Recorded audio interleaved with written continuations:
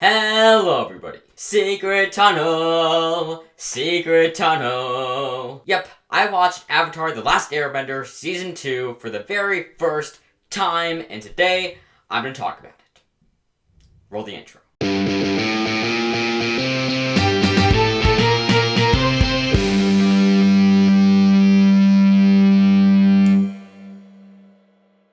Last week I talked about Avatar The Last Airbender Season 1, and I really enjoyed it, and today, again, I'm talking about Season 2, which I also thoroughly enjoyed. We get some new characters and some development of old characters and their relationships, mostly Zuko and Uncle Iroh. That's the big one for me. We'll get to that later. But first, let's talk about the new characters, starting with Azula, Zuko's sister and the main villain of this season. We were introduced to her at the end of Season 1, and now she's back in Season 2 as the main villain, like I just said. And she actually introduces us to a big thing in this, kind of big thing in this season, which is lightning bending, which I was very surprised to find out that was a thing. I mean, it kind of makes sense that that's related to fire bending. That's kind of like a subset of fire bending, lightning bending, and that's explored more with Uncle Iroh teaching Zuko lightning bending. So that's pretty cool that we see lightning bending this season. And we get to see a real difference between Azula and Zuko. Like, Azula is very much, loyal to the Fire Nation and her father, whereas we get to see Zuko is more of just kind of he's good at heart, and he's more connected to Uncle Iroh than his father and the rest of the Fire Nation, even though he wants to get back and regain his honor in the Fire Nation. He's still, I think, more loyal to Uncle Iroh. We'll get to all of that later when we get into my section about Zuko, because there's a lot I want to talk about with him. But staying with Azula, we also get her two henchmen, sort of, on her team, May and Ty Lee, who are pretty much polar opposites. Like, Ty Lee is very energetic and peppy and, the cheerleader type girl, whereas May is very goth. And I think that this line right here just shows that perfectly. May and Ty Lee, take the Earthbenders out. Finally, something to do. And she also has a crush on Zuko, which is going to be interesting to see where that goes. And I think that Azula, May, and Ty Lee in this season were very good villains. I guess Ty Lee has, this weird thing where she can, she kind of pinpoints the pressure points to be able to, take away the bending of benders. So, she took away Katara's water bending for a little bit. And, she could do that for benders and take away their bending just by I guess hitting their pressure points, which I think that's cool. And I think that overall they were just a nice new threat, new villain for this season, and I'm excited to see where they go with them in Season 3. The other new character that we get in this season is Toph, the blind earthbender, and she's pretty much able to effectively see through earthbending. She can feel the ground, the vibrations to know where certain people or objects are around her. So I think that's very cool.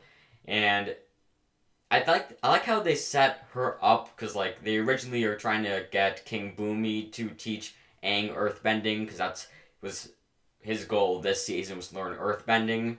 And I like how they originally go to King Boomy and he says that he needs to find somebody who waits and listens. You need to find someone who waits and listens before striking. And I think that's really cool that, they set it up so well for it to be Toph, because she's blind, so all she can do is wait and listen to what's going on. It's kind of very Daredevil-like. So I think that's very cool. And and that scene where she decides to go with them, and she's like, oh yeah, my father changed his mind, he's letting me go with you. I immediately was just like, yeah, she totally just ran away. Her father did not change his mind. She just ran away, and I was right, because the very next scene, we find out that she ran away the king thinks that Aang kidnapped her, but she ran away, so I pretty much guessed that a mile away. I think that it's cool that for earthbending, when Toph is teaching Aang earthbending, he doesn't get it right away, because it seems like he got waterbending down pretty easily when Katara was teaching him, but earthbending, I guess, is a lot harder to learn, and I guess firebending next season is going to be even harder to learn. So I think that was really cool that, you know, it wasn't so easy this time around to learn a new element for Aang. So I thought that was cool. But then after this, you know, little hump to get over of learning earthbending for the rest of the season, it's just he can earthbend. So that's pretty cool. He's so far learned waterbending and earthbending. Next season, firebending. Very excited to see that. And that's all for the new characters that I want to talk about. There's a lot more, but those are the main ones that I wanted to talk about. And before I get into the old characters and their development and their relationships and stuff, I want to talk about the new piece of information we got about the solar eclipse. So we found out that the Fire Nation gets their power from the sun, just like the Water Nation gets their power from the moon, which I don't know how I didn't think of that. Like, water and fire, those are the opposite elements. So if the Water Tribe gets their power from the moon, what would be the equivalent for the Fire Nation? Obviously the sun. I don't know how I didn't think of that, but that is so smart. That totally makes sense. And we find out that there's going to be a solar eclipse, and they know when it's going to be. So that's when they're going to attack the Fire Nation, and that's pretty cool. That'll be a season 3 thing, I assume. Although, at this point, because of the Earth King, he told Azula about the whole plan of the solar eclipse, so that kinda is going to be problematic, since now the Fire Nation is going to know about this plan. But we'll see how it all plays out in season 3. Or I'll see how it all plays out in season 3, since if you're watching this, you probably know how it all plays out. But that's a cool new piece of information and setup for, again, what's I think is gonna happen in season 3. And now I want to get into the old characters and their development. And the main one that I want to talk about is Zuko and Uncle Iroh. But first, I want to talk about kind of the more minor ones, even though they're still kind of major, like Aang and Katara. Their relationship is developed a lot more in this season. At the end of the season, Aang has to give up Katara in order to go into the Avatar state, because in the very first episode of this season, we learn a little bit more information about the Avatar state, and we learn that Aang can't control himself in the Avatar state, and if he dies while in it, the Avatar will be no more. The Avatar cycle will be broken, and for the rest of eternity, there will never be another Avatar again. So we find out that that's not a viable option to do, to have him just go into the Avatar state to defeat the Fire King.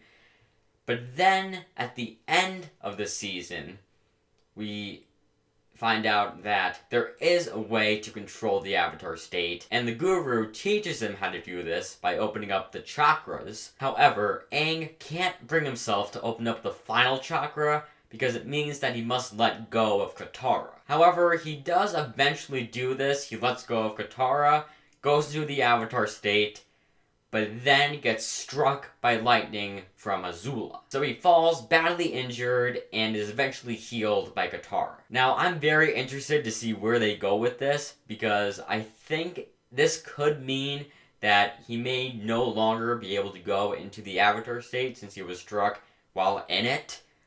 And if that is the case, that adds so much more weight to him having to learn all of the elements, because he can't just rely on going to the Avatar state in the finale. He has to actually learn and master all 4 elements to defeat the Fire Lord, and that's just very interesting. I don't know if they are going to go that route, or I guess went that route or not, but if they did, that's very cool. Another relationship that gets some development in this season is between Aang and Appa. This is mainly in the storyline where Appa gets captured and they're trying to find him again. And we really get to see in that time when Aang and Appa are separated, their connection. Like, we see mostly when after Appa gets captured, we see mostly Aang's side of it. But then there's that one episode, Appa's Lost Days, or I think that's what it was called. And we get to see Appa's side of it, where we get to see he has the same connection to Aang also. And it's just so cool to see their relationship just fleshed out a little bit more, and why, why they have such a good connection with each other. So I thought that was very cool to see that. And then, of course, another relationship that gets some development this season is between Sokka and Suki, which I've never had to say those two names together before, and saying that now I realize how hilarious it is. Sokka and Suki. That doesn't even seem real. Sokka and Suki. Sokka and Suki. Say that 5 times as fast. It just totally sounds made up, but it's a real thing in the show. Sokka and Suki. So anyway, we get more development with their relationship. And last we saw of Suki in this season was that she was fighting Azula. And then the next thing we see is Azula and Mei and Ty Lee have stolen their clothes and are pretending to be the Kyoshi warriors. Which begs the question, where are the actual Kyoshi warriors, and where is Suki? That's another thing that I'm very excited about in Season 3, is where they're gonna say Suki and the Kyoshi warriors are actually, and get more development between Sokka and Suki.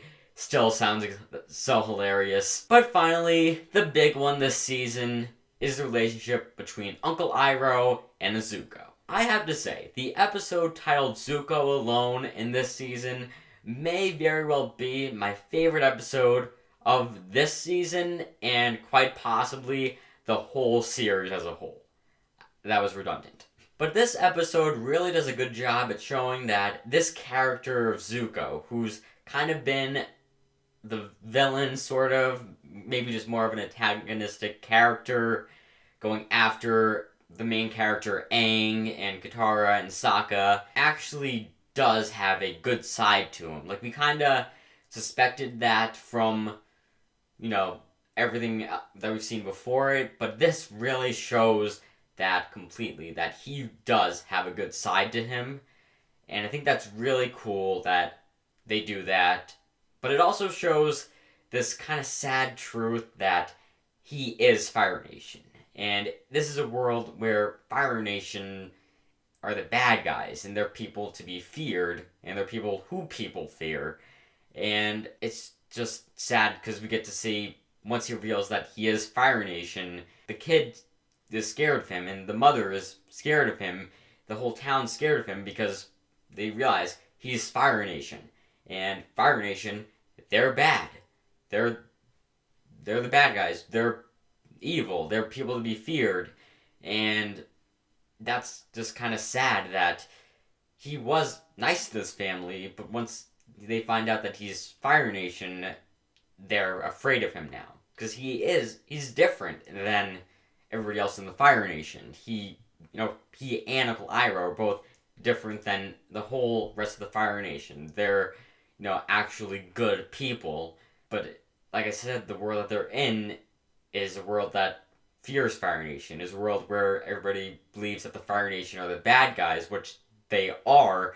The rest of the Fire Nation are the bad guys. They are really bad people, but Zuko and Uncle Iroh are not. So I think that's a really cool concept that they explored in this episode and later in the season too. It also shows why Zuko and Uncle Iroh have such a good relationship, and also why Zuko and his sister Azula have such a bad relationship, and also how Zuko and his father also have such a bad relationship. And it's also one of the only episodes of the series that doesn't follow a dual plot, where the A plot is following Aang and Sokka and Katara, and the B plot is following Zuko and Uncle Iroh.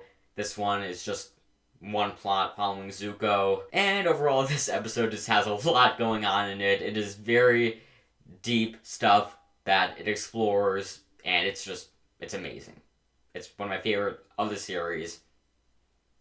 It's great. But then, of course, later in this season, we have Uncle Iroh and Zuko opening up a tea shop, which was really nice to see, them just kind of doing a normal thing, not, going after the Avatar, not really doing something that is kind of in the larger picture, like trying to get the Avatar, or, trying to fight Azula or something like that. Like, they're just opening up a tea shop. They're just running a tea shop together, and that's cool, because for the whole series so far, we've always seen Uncle Iroh with, making tea, drinking tea, always talking about tea, and he opens up a tea shop. Like, I thought that was really cool that they did that. Just have them just doing a normal, simple life. So I thought that was cool. But it's also something that Zuko didn't want at first. And he goes back to being the blue spirit. He tries to get Appa to try to capture Aang and regain his honor in the Fire Nation. And we get this amazing scene. One of my favorite scenes of the entire series, where Uncle Iroh confronts Zuko, saying something along the lines of, is this the destiny that you want, or is it the destiny that somebody has put upon you?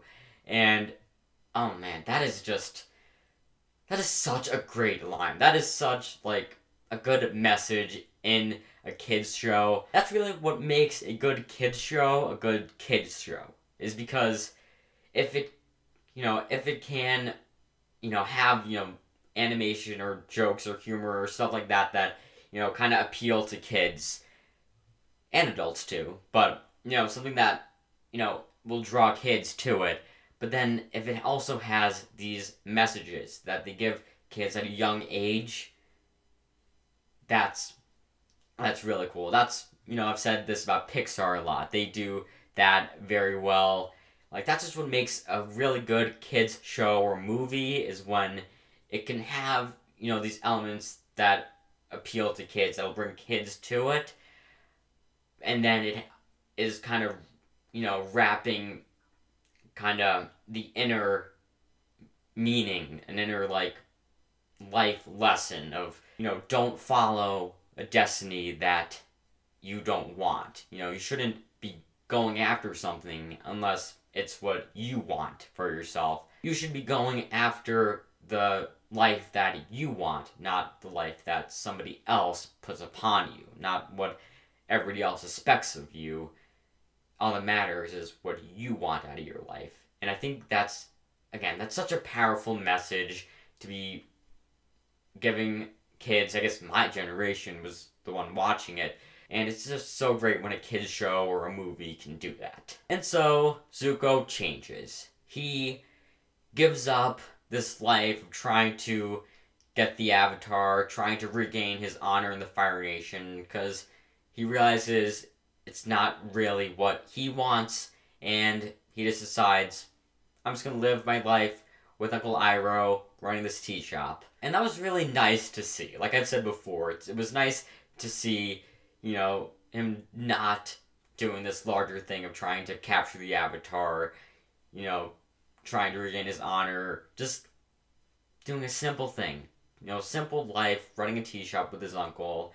I thought that was really cool to see, to see Zuko not be doing something evil. But then he ends up getting captured by Azula and thrown into the same cave that Katara is in, which is another awesome moment in this series that I really loved, was this conversation between Katara and Zuko, where Katara is at first, mad at him, because this is the guy that for all of season 1 was trying to attack them and trying to, capture Aang, and so she's just sees that side of him. But then she starts to realize as they're talking that he's changed. He's now a good guy. He's thrown away this whole thing of trying to catch Aang. And she almost heals his scar. And I wonder if they're going to, kind of go through with this in Season 3, if they're going to actually have Katara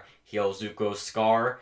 I think that would be very cool. And up to this point, I was convinced that Zuko had really changed, that he had gone through his full redemptive arc, and Season 3, he's going to be a good guy working with Aang, teaching Aang firebending. But then he gets to the crossroad where he has this choice. Does he choose good and go save Aang from Azula?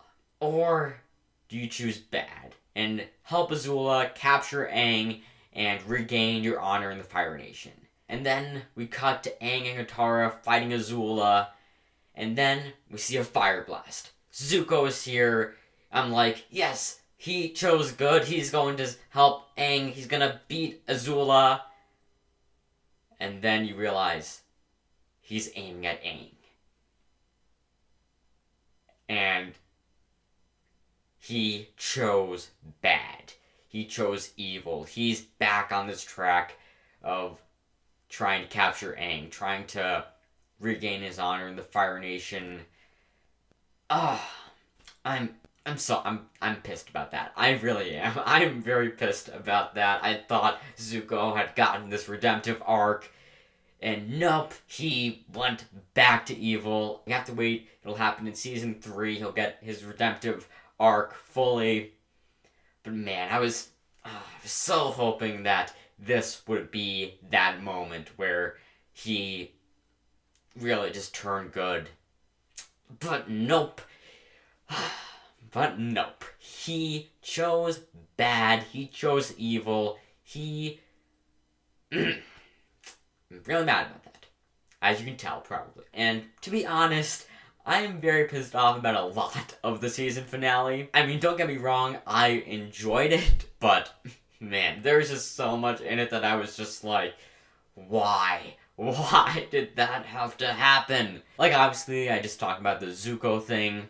Very pissed off about that. But also, how the Kyoshi warriors were actually Azula and Ty Lee and Mei in disguise. Again, where the heck is Suki? And the fact that the Earth King told Azula everything that she needed to know, and by everything she needed to know, I mean everything that she didn't need to know, because that means that it ruins the plan. He tells her about the solar eclipse, and he tells her about the advisor that wasn't loyal to him, which makes it so, he's giving her the exact information, who to go to, who will work with her, who wants to take down him.